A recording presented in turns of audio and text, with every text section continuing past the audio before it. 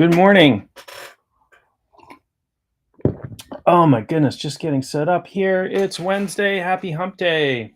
Three, two, one. Morning, everyone. Welcome to another Shamanic Coffee Hour. I'll try to do a full hour today. We'll see. Today we're talking about love. And I love love. Don't you love love? Good morning. Good morning. Nice to see you, as always. And always the first person to wish me, well, the first person on these to wish me good morning. Um,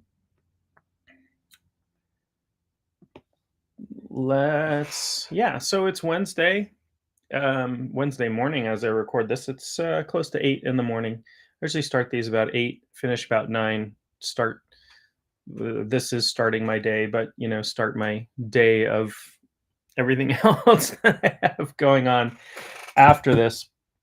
But I decided to talk about love today, and uh, I call this live "What is Love, Baby? Don't Hurt Me" after the Haddaway song. You might know it from Night at the Roxbury or the SNL sketch or whatever, but um, just sort of tongue-in-cheek title. But I am going to talk about love, and I'm going to talk about love from a spiritual perspective, not a religious perspective necessarily, but a spiritual perspective. What do we mean when we use the word love? It's such a weird word in English. I'm going to click on say hi to these folks. Love is such a weird word in English, right? Because you can say, I love cheeseburgers, and you can say, I love my children. And hopefully that doesn't mean the same thing to you. I read somewhere that in Persian, for example, there are something like 85 or 90 different words for love. I know of a couple in ancient Greek. I know of, in Sanskrit, there's like 35 different words for love. In English, we have love, and that's kind of it. And so it gets a little bit confusing. And very often in English, when we talk about love, we're talking about romance. We're talking about erotic love, or we're talking about, oh, here's Phoebe coming in from this angle. This is the tale of Phoebe. As soon as she hears me talking, she comes in here and she decides she wants to spread the love around and talk about love too. This is Phoebe, the shaman cat. She loves love. She is a very lovey cat. I'm just going to try to keep her from thwapping me in the face with her tail, with a big fluffy tail. She's a very soft kitty.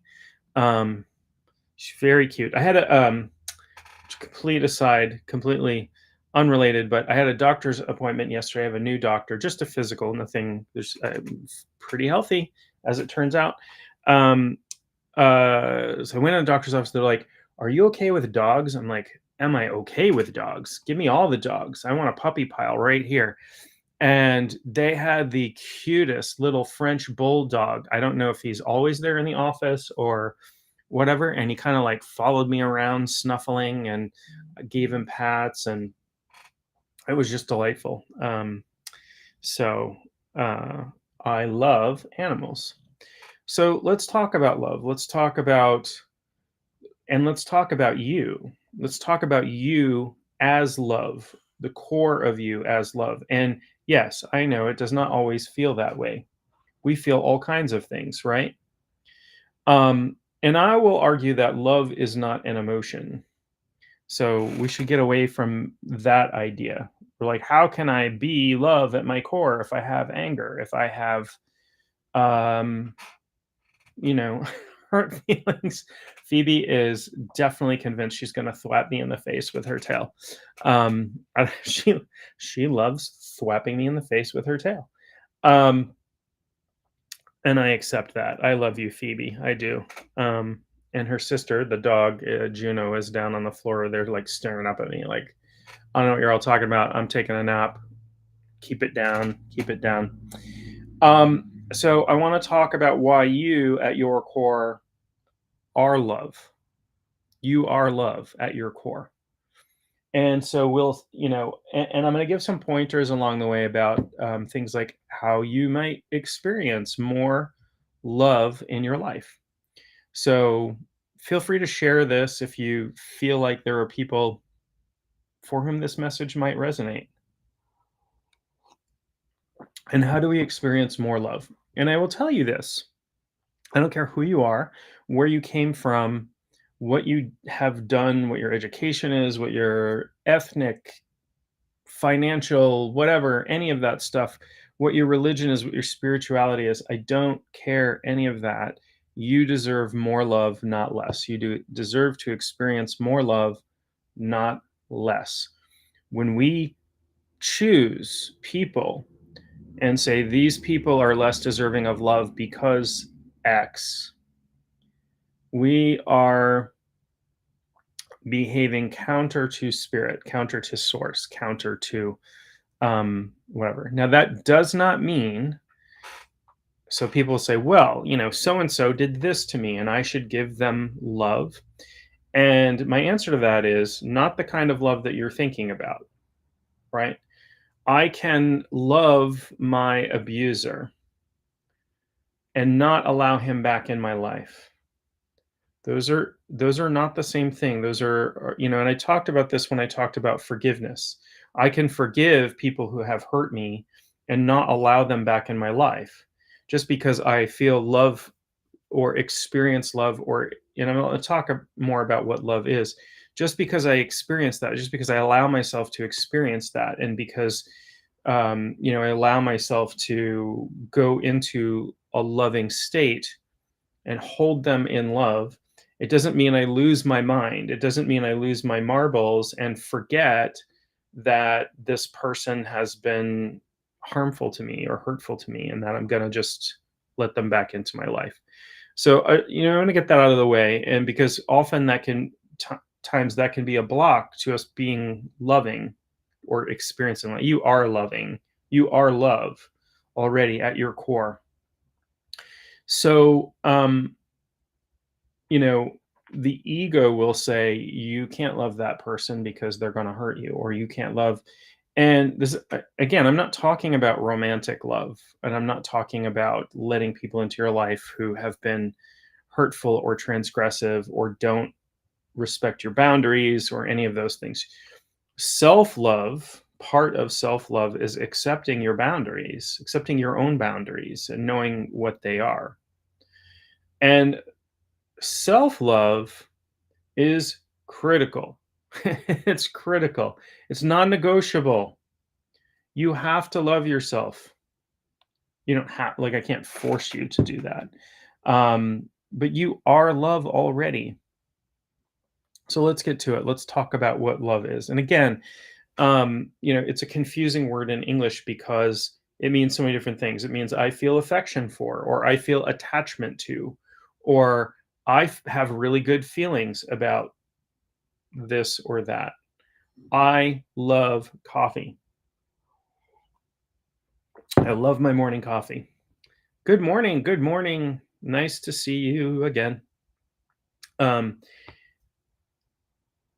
let's talk about love. Let's talk about what I mean from a spiritual perspective of love. And as spiritual does not necessarily mean religious. I'm not speaking about any particular religion. If I use examples from, Christianity or Islam or Buddhism or what have you, I'm not prescribing any religion. It's just that I'm borrowing from those. I'm taking what I think is wisdom from those. And underneath it all, every religion, not the way it's practiced, but the underlying message is one of love and charity and acceptance.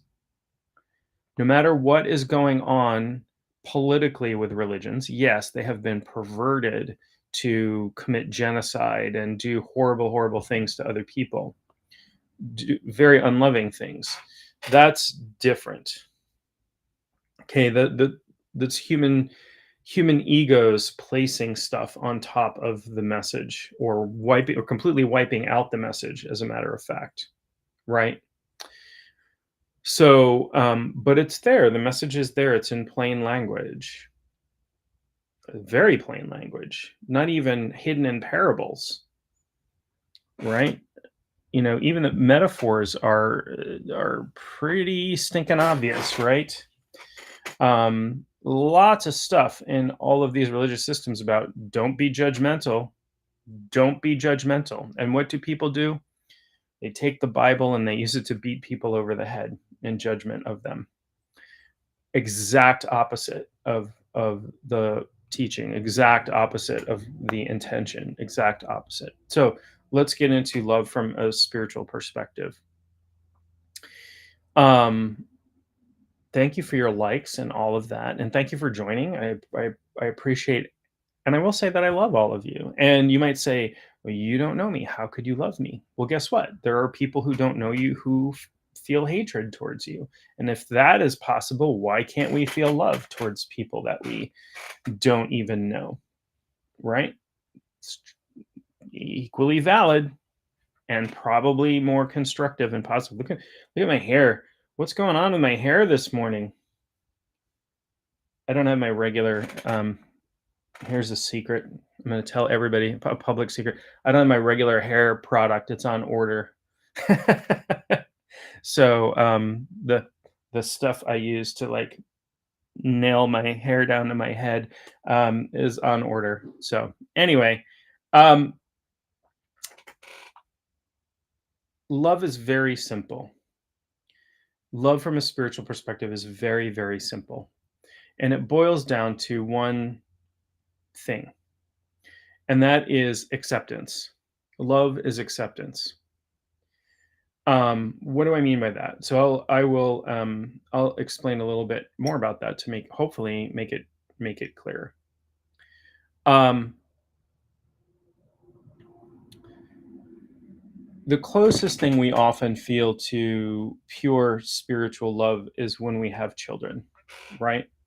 When we feel unconditional love for our children, right? My daughter, I have two daughters. I have twins who are getting ready to graduate high school. Gosh, I feel old and go off to college. But I have twin daughters, and as all children, they would act up and do things they weren't supposed to do, and whatever. When they were younger, they're great kids. They are wonderful, beautiful, smart, and caring, compassionate, beautiful people. And I could not my heart overflows when I think of them, when I talk to them, when I spend time with them. And I'm going to miss them dearly when they go off to college next year. So they better put up with me visiting a lot. They're like, Dad, enough, enough. Stop coming by. We have a life. And they're going to different colleges. So I can't visit both of them at the same time. But so when they were little, they would act up and do something they weren't supposed to. Like one day they found Sharpie markers somewhere and started drawing on the hardwood floor with the Sharpie markers, right? The permanent. Um, I'm setting the standard for shamanic practitioner hair. Gosh, I hope not. um, that's pretty funny though. Thank you for my morning chuckle.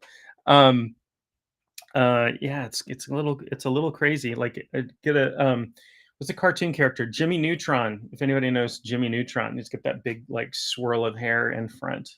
That's what I'm going for. I got to grow it out a little longer and get some more product.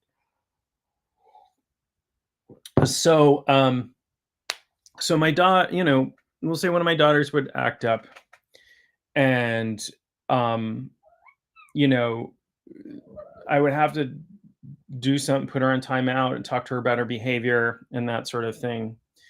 And I did always try. I'm a human being with faults and don't always succeed in everything I'm trying to do.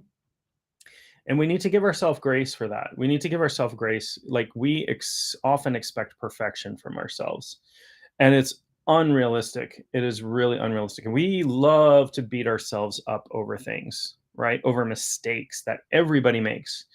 And one of the problems is we have social media, and social media is everybody's highlight reel, right? Social, we see, oh my gosh, why does this person have a perfect relationship? Why does this person have the lovely new house and the great job and the whatever? We don't know. We don't see what's going on behind the scenes. We are seeing the show. We're seeing the theater, right? So we beat up on ourselves. So that's one thing. And I will talk about that more in a minute when I talk about self love and the importance of self love and self acceptance. So I would talk to my daughter about her behavior or say, really, this is really not okay. And, kids will be afraid that you're going to stop loving them or, giving them affection or whatever. And I would always try to make it very clear to them that while your behavior is not okay, and we need to work on that, we need to work on the behavior. I love you, and there is nothing in this world you can do to stop that. There's nothing, not a thing that you can do that would make me stop loving you. And are like when we are like that with our children or with other people in our life, that no matter what you do, I will never stop loving you. And that's not just about feeling loving feelings, right? As I said, spiritual love is about acceptance.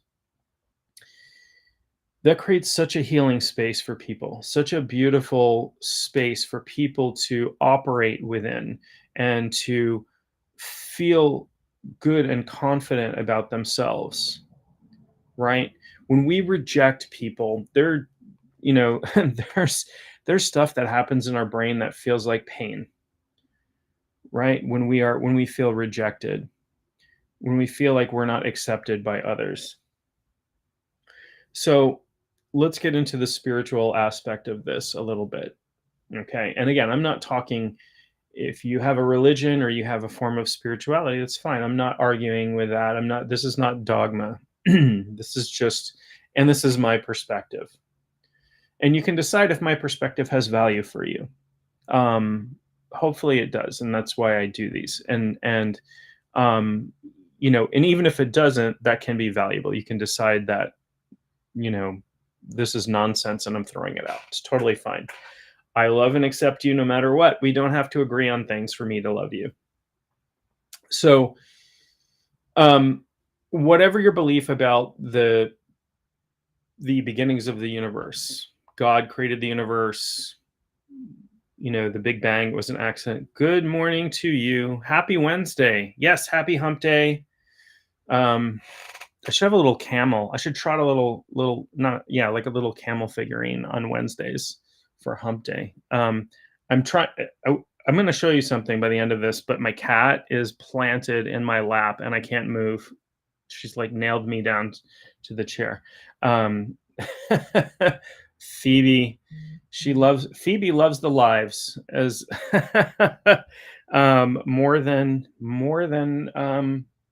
more than anybody. Phoebe loves the lives. She just loves to hang out and bask in the energy and get attention. And she knows that I'm going to pat her. She's such a loving cat. I've never had a more just lovey cat. She loves up on everybody too. It's really cool. So anyway, so whatever your thoughts are, whatever your beliefs are about the beginning of the universe, the Big Bang, the universe was created by accident. We are brains in a jar somewhere in some part of an alien experiment, or God created the universe, or source, or the universe emanated from universal light, or the gods, plural, created the universe. Whatever your belief is about that, there is a source of the universe. There is an intelligence. There's a consciousness behind the universe. In Sanskrit, this is called Brahman, right? The oversoul, the great consciousness. In Advaita Vedanta, which is I'm not going to call it a branch of Hinduism. It's a belief system that comes out of India and quite non-dual. There's this idea in the Vedas of the Brahman, the oversoul, the great soul, the great consciousness of the universe. And then there's Atman, which is our personal individual soul, our individuated self. Um, and in Vedanta, and I love this teaching, they say that Atman is Brahman, meaning our individual self is the oversoul. We're just experiencing it as individual. And that really rings true for me. That really experientially that rings true for me. Like in my work, in my experience, in my meditation, in the other spiritual work that I do, that feels and seems really true for me. And you can decide if that's true for you. But whatever we have a universe that we live in, and surprise, surprise, it turns out there are probably multiple universes, maybe infinite universes. You know, physics is starting to catch up to this a little bit. Parallel universes, something that was like sci-fi. Lots of stuff that was sci-fi a few years ago is now being sort of proven out. Maybe not completely proven out, but there are hints that these things are actually real, that they're actually true. So, but let's just work with our universe for simplicity's sake, because our universe is really simple, right? It's just one thing. The uni means one, right? It's like unicycle, unitard, universe, is a single thing but it encompasses all there is. And I call this the term that I think I created this term, and if I didn't, I apologize. An OQS, an observable quality of source, an observable quality of the universe is that it accepts everything. Everything there is exists inside this universe. That is not to say that we don't feel like there are times that are tough, or that, you know, we feel rejected by people or society or whatever. That I'm not saying that. But what I'm saying is you exist and the universe has room for you. And that alone is love. That's what love is. You can look out your window, or I can look out my window and I can count a dozen or so. I'm not an expert, but I can count a dozen or so species of plants, species of birds, animals, insects. You know, that's just out my window. If I go out in the world, I can encounter thousands, tens of thousands, hundreds of thousands, millions, billions of people, every single one of them. Every single individual on this planet is an individual. Every single individual that has ever lived is unique, completely unique. My daughters are identical twins. They're very different people. They look different. They sound different. People still mix them up. I don't, but people mix them up. But they're different. Different personalities, different goals, different, you know, different things they like. They like different foods. They're genetically identical. They're clones, basically. They're still completely unique individuals. And the universe has room for them. The universe has room for you. You have a right to exist because you exist. That's it. Period. This might seem really obvious, but that's love. Love is this: there's acceptance for everything and everyone.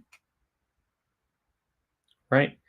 How often do we, and I know, like, we all have implicit biases. We see somebody who's wearing something we don't like, or we see, you know, whatever, and we have a visceral reaction to that. Or somebody who doesn't share our politics, or somebody who doesn't share our spiritual beliefs, or somebody who doesn't, I don't know, puts the toilet paper on the roller the wrong way. You know, people do things that get to us a little bit, but we can still love them. We can still hold them in acceptance. I accept that you exist, that you have every right to exist, and that you're a human being. You're an individual that has never existed before, right? This individualized you has never existed before in the entire 14.5 billion year history of the universe. Every blade of grass, every snowflake, every raindrop, everything is unique and special and amazing, right? It's just our perspective prevents us from seeing that. Our perspective and our ego says, I need to be special. I need to be better than, right? Very often. It says, I need to be, um, smarter, better looking, um, all of these things. Like I need to compare myself to other people and I need to be up here in the hierarchy so that I can be safe, so I can be valued, so that I can have love coming to me. But that's a lie. You don't need any of that. You're already unique and special. That's amazing to me. Every human being is so, you can take the perspective that every human being is so interesting and special in their uniqueness and should be valued, right? We can take that perspective. Even if they do things that are abhorrent to me, even if they do things that are hurtful towards me, even if everybody has history, everybody has genetics, everybody has this thing. Underneath it all, peel back the layers of ego, personality, peel back the stories. What is ego except for the stories that we tell ourselves, the stories that we believe about who we are? The ego is just repeated stories. In English, something that trips me up a lot is, and I use this phrase just because it's habit at this point. Something that trips me up in English a lot, we use the phrase "I am" and then tack something onto it. So I will say, "I am John," right? I'm not. John is my name. John's a label. It's a shortcut. And lots of other people. When I was growing up, 17,000 years ago, slight exaggeration. When I was growing up, John was the most common male name in the English language, right? So I don't know how many Johns I went to school with, a ton. So it was the three biggest names when I went to school. I'm talking about like, elementary through high school were John, Jason, and Jennifer. Million Johns, million Jasons, and a million Jennifers, and when my daughters went to preschool, they had an Aiden, Braden, Jaden, two Bradens, an Aiden, two Bradens, a Caden, and a Jaden, all in their preschool class. I was like, wow, there's a trend. So who knows? I'm very curious what the next generation popular names for the next generation will be. One of my daughters, her name is Sophia, and I just love that name. I just always love that name. It's a Greek word that means wisdom. It's a goddess of wisdom, and just a beautiful name, I think. And I didn't realize at the time that when she was born, it was like the fifth most popular girl's name at the time. So maybe it was seeking into my unconscious mind by seeing so many Sophias being born to friends or whatever. But there turned out to be a lot of them.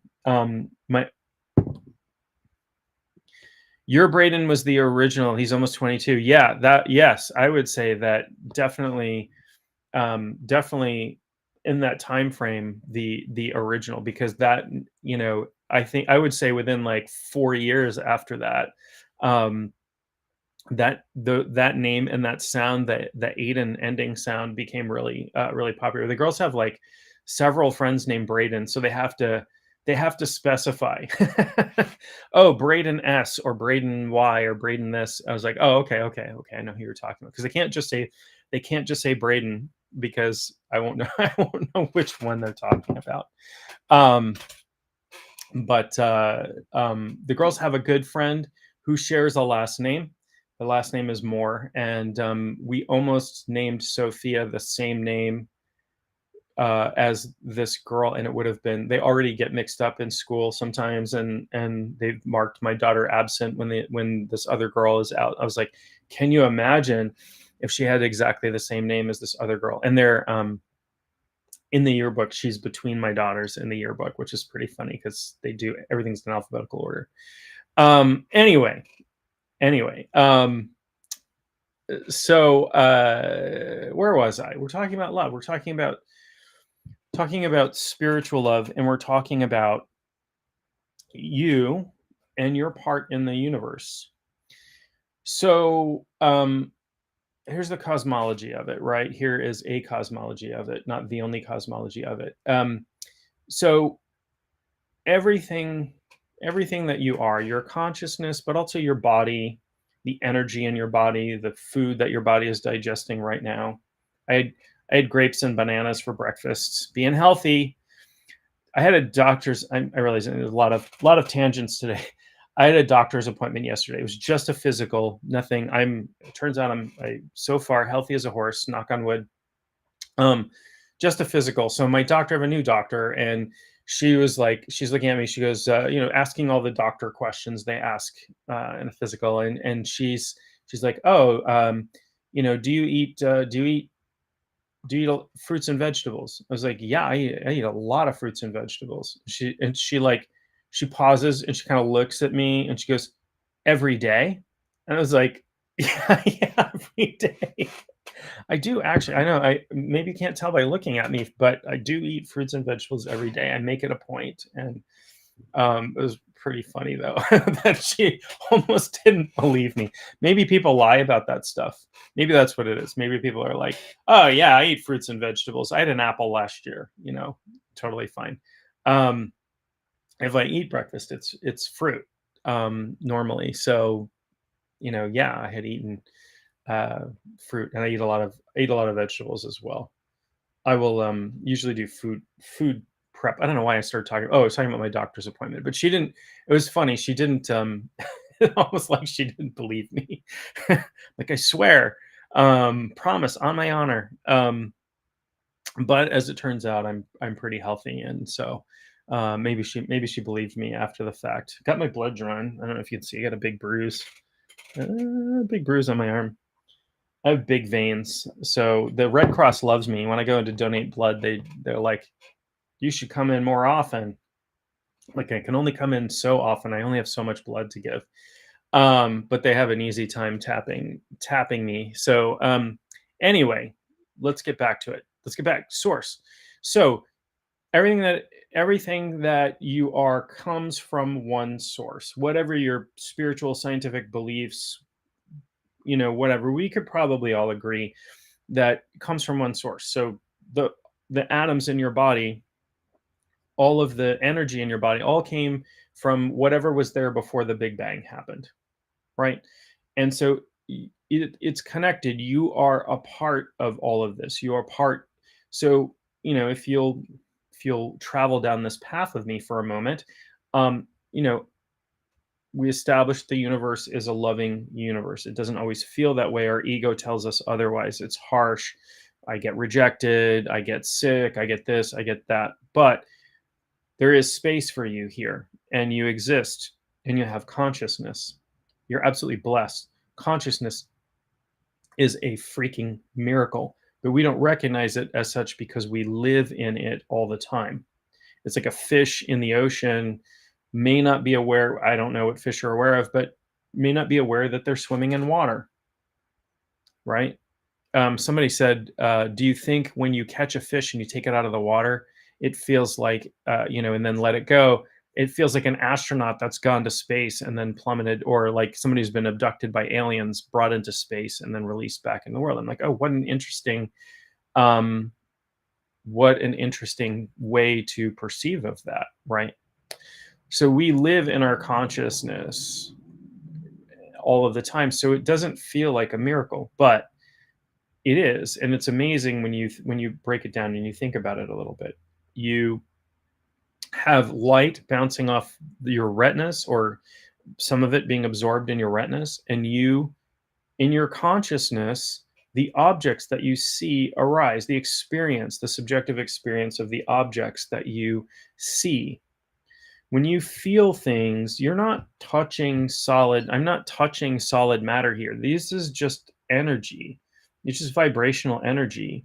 But the physical forces, the electromagnetic force, and the in gravity, and the strong and weak nuclear forces, and so all of those fundamental forces give rise to the experience of this being solid, and my sense, information coming in through my senses, my consciousness arises a subjective experience of drinking delicious coffee.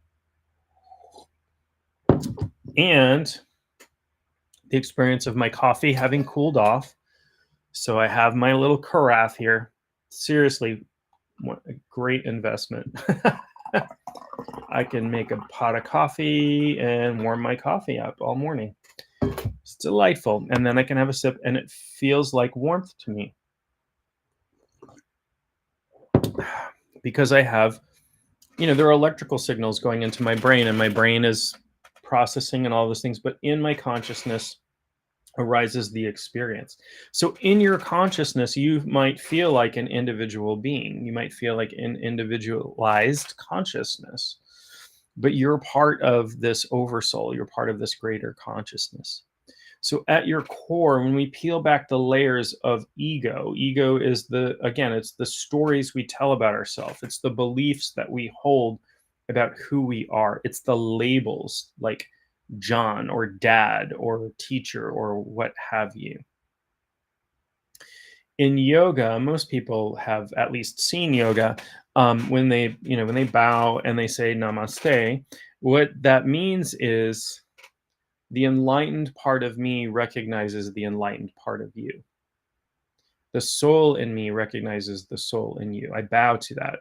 And it's not bowing in supplication. It's bowing from respect. It's bowing from recognition. Okay. So if the universe is loving and you are an extension or a part of or suffused in the universe, you at your core, again, peeling back the layers of ancestral wounding and personal wounding and ego and trauma and everything we've been through, you peel all of that back, and there's nothing but love. There's nothing but pure love. And before I end today, I'm not ending it right away, but before I end, I'll give you a way that maybe you can experience a little bit of that. I'll give you a meditation that you can do on your end, on your own side, where you can experience some love. And I did a talk recently about forgiveness as well, and I gave a few pointers about that. Forgiveness is a part of the stripping away of the stuff, stripping away the emotional charge to let us see what's underneath.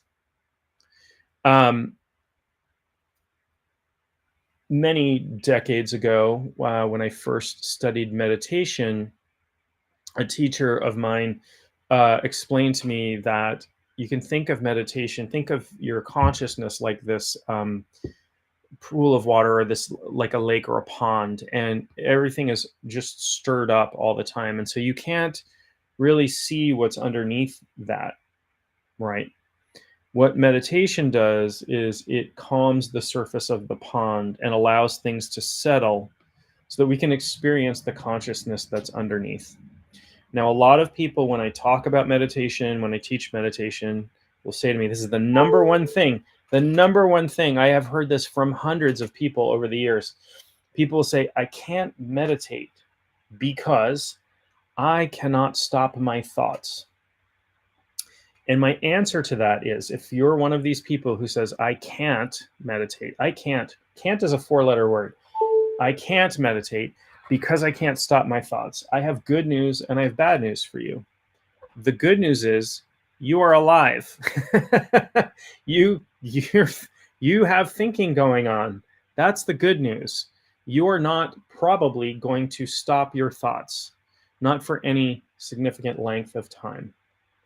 It's unreasonable to expect to do that. The bad news is you are not yet a fully enlightened Buddha at the surface level. Underneath it all, you are.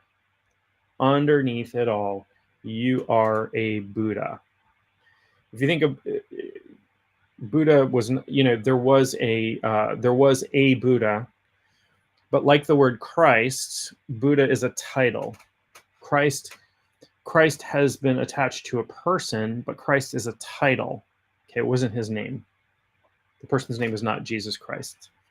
It was probably Yeshua Bar Yosef, but not Jesus Christ. That's a title. Jesus the Christ, basically. So everybody has Buddha nature. Everybody has Christ consciousness.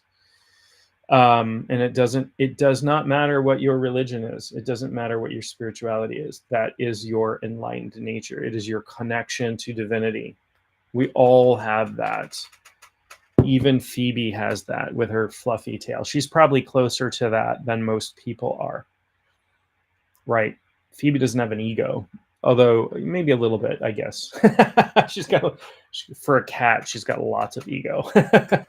But she responds to a name, but that's more an impulse, right? She recognizes certain sounds. She hasn't quite probably identified with it. But I don't know. I don't know what cat consciousness is like. That'd be an interesting thing to experience someday, right? Man, this can of tuna fish sure smells bad. I'd love to eat that. Cat consciousness. So we all have that within ourselves. We all have Christ consciousness. We all have Buddha nature within ourselves. In practice, meditation, that sort of thing, very often people think of attainment, reaching for something. Like I'm praying out there, I'm meditating, and I'm trying to elevate myself. I'm trying to ascend. Ascension is a big buzzword these days. Oh, thank you. Yeah, she has a lovely, Christ all around. I love that. I love that expression. Yes. Beautiful, beautiful, beautiful. Yeah, she's a lovely floof. She really is. She knows it too. She's like, oh, time for me to make an appearance. So a lot of people think of attainment or reaching for the stars or walking up the ladder, walking up Jacob's ladder to heaven, or whatever metaphor you have there. But it's this idea that enlightenment or Christ consciousness or something like that is something out there. And in my experience, it's already in here. It's just a matter of getting underneath the surface stuff, right? So if you have spiritual practices where you've been doing that, try turning them inward. And that's mysticism. Mysticism is less about reaching and more about aiming inward. Okay. I cannot tell you which book of the Bible this comes from, but this is something that stuck with me from my early education in Christianity. And by early, I mean like 4 years old. When I was 4, and it confused me a little bit when my grandmother was my Sunday school teacher, actually. But it confused me a little bit, this phrase, where Jesus is talking in the Bible and says, don't pray on the street corners like the hypocrites, right? When you pray, go into your closet and pray in private. Now, there's a couple of meanings there, right? And one of the things that I like about the Bible and those teachings, and if you don't like the Bible, that's okay. But one of the things that I like about it is that there are many layers of meaning there. There is surface level teaching. And in fact, Jesus talks about this in the Bible. He says, his apostles ask him why he teaches in parables. And he says, well, look, I'm paraphrasing. He didn't say, well, look, I'm sure that was an expression back then. He says, well, look, he goes, there's stuff like when I teach these large crowds of people. And not everybody out there is going to understand the stuff that you understand. You're in the inner circle. That is esoteric, inner circle. So I teach on more than one level. I teach using parables and stories because the people out there who don't have the inner teachings yet will understand that. They will get something from it. They will get a lesson from there. But underneath that, you guys, you apostles of mine, you inner circle, you esoteric folk, you will get the inner meaning. That's plain, very plain language in the Bible, that there's more than one meaning. So, so in one of the Gospels, I'm sure he says that he don't pray on the street corners. Like, go into your closet and pray. So on the surface level, that just means pray in private, right? Don't. And I'm sorry if you come from a street preacher tradition, but that's that's the plain language interpretation. And I thought about that when I was a kid, and my grandmother, a wise and very spiritual woman, lived to the ripe old age of 106. My grandmother, she explained that to me, that when you pray inwardly. You close your eyes and you pray inwardly, as opposed to seeing God out there, which made sense to me as a child, right? If God is everywhere and omniscient, if God is omnipotent, omniscient, and omnipresent, and we can use the word source. I'm just using the word God because I'm talking about, my upbringing and, very brief education, very brief stints in Sunday school of various kind. And my grandmother was a Christian Scientist, and if you don't know, Christian Science was what they call a new thought religion, founded by a woman named Mary Baker Eddy, and they believed in things like spiritual healing and the idea that it was sort of a Gnostic idea that like illness and things in the physical world were errors, right? And that there were cures in spirituality and that sort of thing. So that was some of my early exposure to religion and spirituality. My earliest exposure to religion and spirituality was through my grandmother, who would bribe us with candy bars to go to Sunday school. She'd pick us up, take us to Sunday school, and on the way back, we were allowed to pick out a candy bar.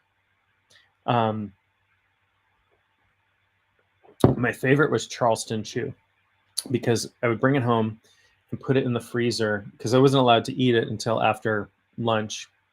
So go to church, bring home the Charleston Chew, which was like a big long candy bar too, and shove it in the freezer and then have it after lunch. Anyway, so in her interpretation, and I think this has been a good interpretation for me, is about going inward when we pray, when we affirm, when we meditate, as opposed to reaching out there. Why? Because in here is everything that's out there already. And we're closer to this stuff. We're closer to what's in here. So let's talk a little bit about experiencing this endless ocean of love at the core of your being. And there's a great phrase. I don't know if it's considered a single word or if it's considered a phrase or phrase-led, or what the part of speech it is. In Sanskrit, it's Sat Chitananda. Sat Chitananda is existence, consciousness, and bliss. Ananda, such a beautiful word. It means bliss. And if you've ever been there, it's the deepest, most profound bliss that you can experience. It's overwhelming. And in fact, and I have had this experience, but I think Sat Chitananda is so overwhelmingly beautiful. It's such a beautiful state that it actually prevents people from going permanently into an enlightened state, because you get there and it feels overwhelming and your ego kicks in. But you can abide there. You can live from there. You can have your ego step aside, Still, it's not going to die. You're not going to die. In fact, when you get to the truth of it, you're never going to die. This stuff, what you really are underneath this, never dies. This body, this mind, this will die someday. I'm 52, so probably I've lived more than half my life, just statistically anyway. But the stuff under this, that is part of all there is, cannot go away, right? It's permanent. It's unborn, undying, outside of time, outside of space. It's formless. And formless, like we know, thank you, Einstein, we know that time and space are intimately linked with mass. And so if my soul, if my spirit, if my underlying spirit has no mass, that means it is outside of time and space, right?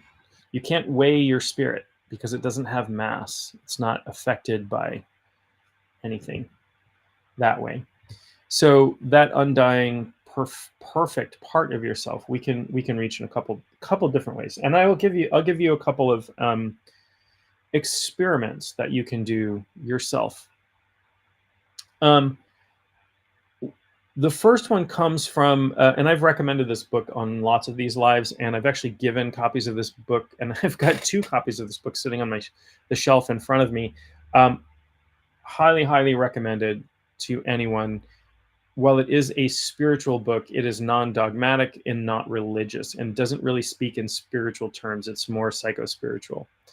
But it's called the Sedona Method.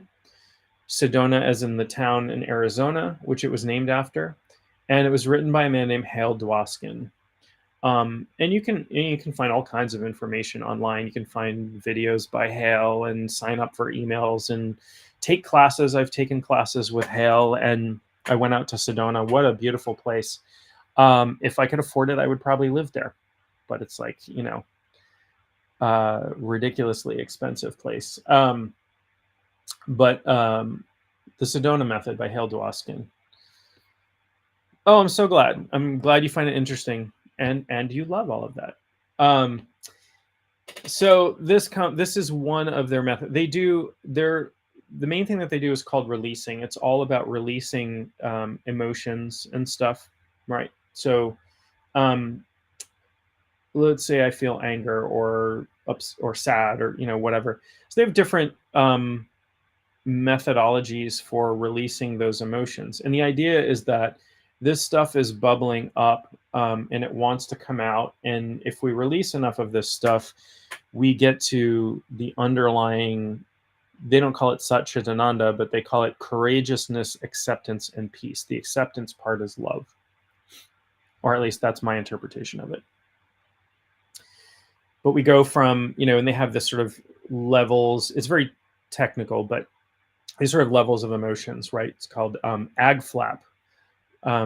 Apathy, grief, fear, lust, anger, and pride. And so these are sort of like levels of energy of emotion, right? So somewhere in there, and so things like anger can show up in different ways, right? It can show up as frustration or anger, and you don't have to analyze anything. So you can just so the first method is just called welcoming. So whatever you're experiencing in this moment, can you welcome it? Can you allow? And by welcoming, I just mean just allow it to be here. That includes anything that's uncomfortable. And what happens when we welcome things is they exist in a state of equanimity, meaning we don't feel attached to them, and we don't feel aversion towards them. Attachment and aversion are the 2 forces that the Buddha said will bring us into suffering. Suffering is caused by attachment. So we want to move out of suffering. So while anger might arise in me, or fear or sadness or grief, whatever those things might arise, it's attaching to them or trying to push them away, which are basically two sides of the same coin. It's the same thing, really. Pushing stuff away holds it in place, actually. So instead, welcome it, allow it up. And what happens is the emotional energy will dissipate. And your consciousness will move into a state of courageousness, acceptance, and peace. Things will calm down. Does this happen instantaneously? It could, but not necessarily. There may be some work to do there, right? Depending upon what's coming up. But that's the first, that's really the first methodology. And I'm not going to teach all of the methods of the Sedona method. There's a lot to it, and I recommend getting the book, or there's a movie called Letting Go. I think it's about $10 or something like that. It may even be free. I don't know these days. I bought, when it came out years ago, I bought the DVD, and I think it was like $10, but you might be able to get it streaming online and very inexpensive. So one method is, so welcoming is like, this feeling comes up and you kind of do this. You kind of open up, right? Opening up. Another method is diving in. This is one that I love and I use a whole lot. And I use this with all kinds of things, not just emotions, but I also use this with pain. I'm somebody who has experienced chronic pain in my life. Chronic pain can take your consciousness definitely out of a loving experience, right? Chronic pain, and again, suffering is about our attachment or aversion to that thing. So while this body has some pain all the time, and this is something that I was doing even before the Sedona method. It's something I taught myself as a kid. I don't know, intuitively, I guess. Nobody taught it to me, but then when I read about this as a method in Sedona method, I was like, oh, this makes a lot of sense to me. And that method is diving in. And how do we dive in? So again, welcoming is like this. Diving in is like this. It's the same thing. So I feel something coming up. I feel aversion. I feel attachment. I feel anger. I feel sad. I feel grief. I feel lust. I feel pride, right? Pride is a hide. Pride is a hide. I'm not saying don't be proud of your kids or proud of your accomplishments, but understand that the emotion of pride is ego coming up as well. Dive into it. Go to its core, right? With your consciousness, just imagine, have the intention drives the bus, have the intention, I'm going to dive into the core of this, and I'm going to keep going until I reach the core. And what you'll find is that the core of any feeling is nothing. Every feeling, every emotion that you have that comes up has less substance than a soap bubble, right? A soap bubble that you pop, when you blow bubbles. Your emotions have less substance than that. They feel real. They feel like this is the thing I'm going to attach to this. I'm going to push this away. And our attachment and our aversion holds them in place, right? Holds these unpleasant, uncomfortable emotions in place. And so diving in allows us to go underneath that and see what's there. And what's there is that endless ocean of love. It can take a little bit of practice to really get there. But if you try and you intend and you do it with grace and you give yourself forgiveness and all of those things, that's a really beautiful, you'll get there. You'll have really beautiful experiences, really unparalleled, beautiful experiences that are, I can't describe them. They're really beyond words, but I want everybody to have those experiences. I want everybody to live from that place. Hi, Phoebe. Yeah, hi. Come on up, say hi. Oh, here she is again. She's like second appearance of the day. Hi, Phoebe. Say hello. Say hello, kitty. Attachments are forbidden to the Jedi. Yeah. So, one of the reasons. So, I'm a big Star Wars nerd, huge Star Wars nerd, and Star Wars came out when I was about 5. And blew my little 5-year-old brain away. Yeah, 1977. I was 5. I watched it. I remember the exact theater. The theater doesn't exist anymore, but I remember the exact theater I watched it in. I remember where I was sitting. Remember going where we went to dinner before we went to the movie. I remember eating popcorn.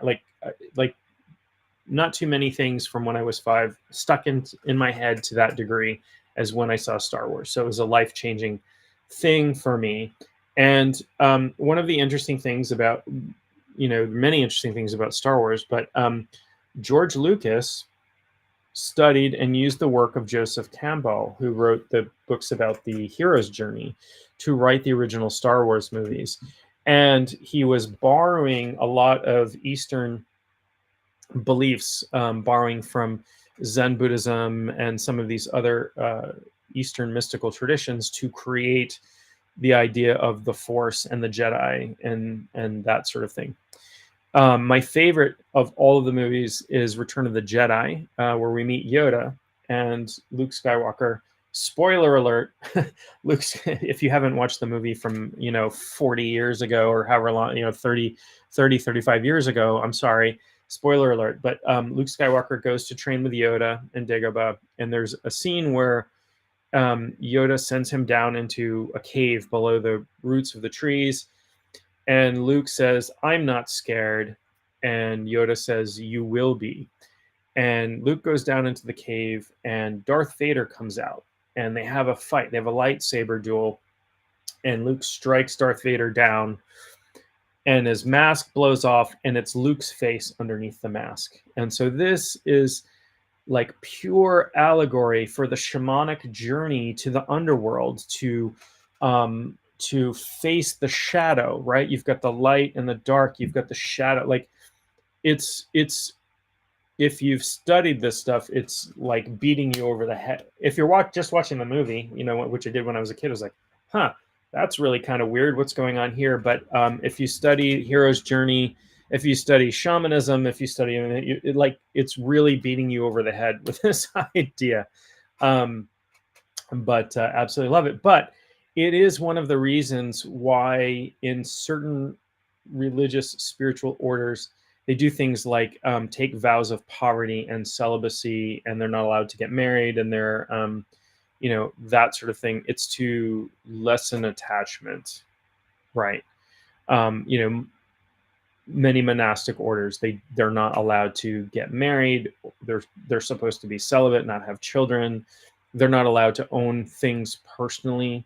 While many monastic orders became very wealthy over the years, part of the Protestant Reformation was actually King Henry VIII, repressing the monasteries and taking all their stuff. Individuals in the monastery weren't allowed to own things and have wealth and that sort of thing, and it was still ostensibly to lessen attachment to this world.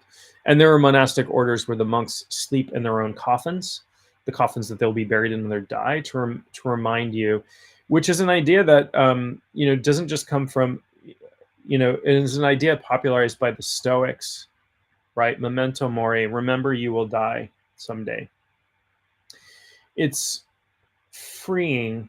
I'll talk about this in another live. We're coming to the end of today, but coming to grips with your own mortality is actually, once we get past the fear that someday this body and mind will die, and that we understand that the really important part of us never dies, it was never born and it will never die.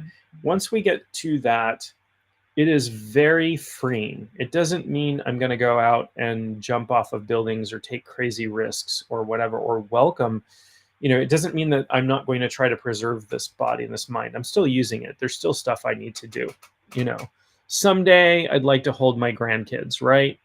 Someday I'll have grandkids, and I'd love to, take care of them and spoil them and send them back to my kids. So I don't have that yet. So I'm still doing stuff with this body and this mind. So I'm going to keep it alive for a while. It doesn't mean that, but when you come to grips and you fear less the unknown, the frightening, the stuff that we've been taught through religion, if you didn't do things right, man, you're in for an eternity of torture. That's not a very loving approach. In fact, that is a much later invention. The concept of hell didn't even exist in Christianity until something like the 4th or 5th century. So 500 years um, after Christ died. It wasn't, the idea of hell didn't come into place. A lot of that stuff was sort of made up control mechanisms. The word hell is the Norse word for the underworld, and it's where dead people who don't go to Valhalla or whatever go, but it's not a place of torture. Um, in ancient Greek, they had Tartarus, which was a circle inside the underworld, but everybody who died went to the underworld, including gods, sort of gods and goddesses, and we had demigods, gods and mortals and stuff. And in Norse mythology, the god Balder goes to hell. He's killed, and Balder is considered like this beautiful god who is just loving and wonderful and full of magic and all of these things. And he's cruelly killed at a feast. Loki tricks somebody into shooting him with an arrow. I think it was a poison arrow or something, and he dies, and he goes to hell. But Odin goes down to hell, visits hell, and he sees like they're preparing a huge feast for him to go there. Later, that is not the original concept. A lot of stuff was cobbled together, this eternal punishment thing that I think really runs deep in our culture, because you'll see how many movies are there, how many TV shows are there, how many books are there about the devil and hell and all of that. I'll talk about the devil in another talk as well, and in sort of the concepts of the devil, and the devil made me do it, which is a convenient excuse for bad behavior. We used to think people who behaved badly were possessed by demons or whatever. And very often, if you read accounts of that stuff, they're talking about people with mental illness that they didn't understand, which is, imagine. I can't imagine having something like schizophrenia back, 2,000 years ago. You would definitely be accused of having demons, or to excuse bad behavior. This guy got up one morning and went out and killed somebody. Oh, devil made him do it, right? Ignoring the fact that people are responsible for their own behavior most of the time. We have. There are people who are so mentally ill that they're not responsible for we've deemed them not responsible for their own behavior, but yeah, it's a way of externalizing, scapegoating bad stuff that humans do to each other. We don't need to give anybody else credit for that. We're these egos are capable of bad behavior on their own. So, that's a little bit of about love, about what love is on a spiritual level. I explained a technique for diving into love. Meditate or pray or what have you, and go inward as far as you can until all of the layers, you're underneath all of the layers. And what you'll see, or what you'll experience, I don't know if you'll see anything, but what you'll experience is this blissful, pure love state where there is room for everything. Everything is just accepted. There's no attachment. There's no aversion. That's what love is. And it couldn't be more blissful. I mean, maybe it could. I just have no comprehension of what's beyond that experience. There's that. The other thing that I think is a really beautiful practice, there are a couple of really beautiful practices from Buddhism that I will leave you with, and I won't explain them because it would take too long. But you can find information online, plenty of information online if you're interested. One is called Metta, Metta, otherwise known as loving kindness meditation. And this is an outward form of meditation where you bring people to mind and you are essentially blessing them. Blessing is when and anybody can bless anybody. In fact, I recommend going through your life and at least mentally blessing everyone you come into contact with. And that doesn't have to be a religious thing. You are wishing good things on that person. You are intending goodness towards that person. And that's what metta is. We bring different people to mind. And metta is, you start, there's different ways to do it, but you start with somebody that you feel deep affection and love towards, and you bring them to mind and you intend good things towards them. There's recitations. May you be free from pain. May you be free from injury. May you be free from this. May you, and you just intend freedom and bliss and love for them. And then you bring somebody to mind for whom you have hurt or you have not so positive feelings, and you wish the same things, you intend the same things towards them. And while this is good intention, like while it is good for the person that you are directing the intentions towards, really, here's the secret, what you're doing is you are changing yourself. When you change yourself, you change the world. Let me repeat that because it is so important.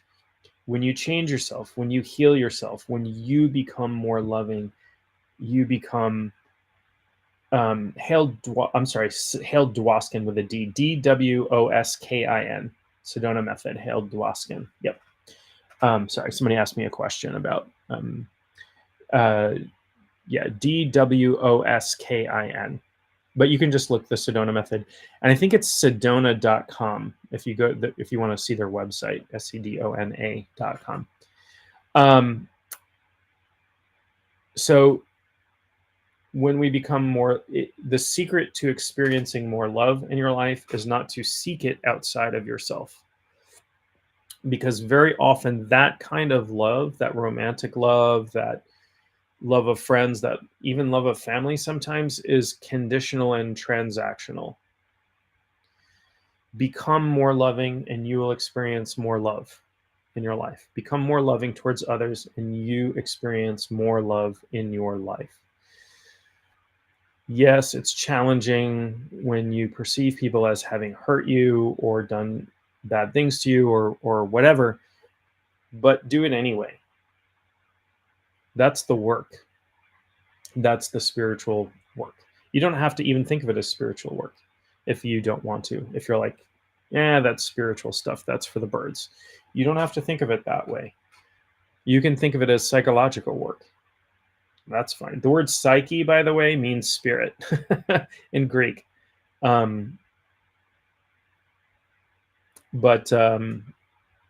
Psychologos, words, the word of spirit. That's what that means.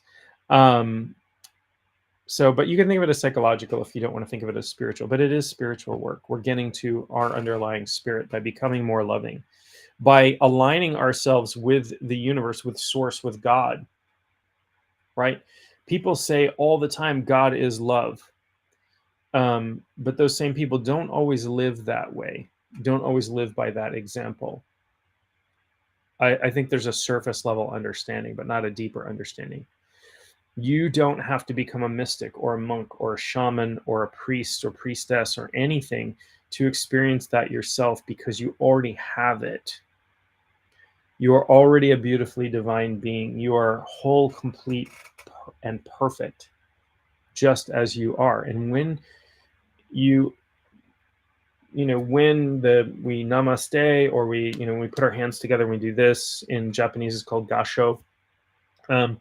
When we do this, we are recognizing that.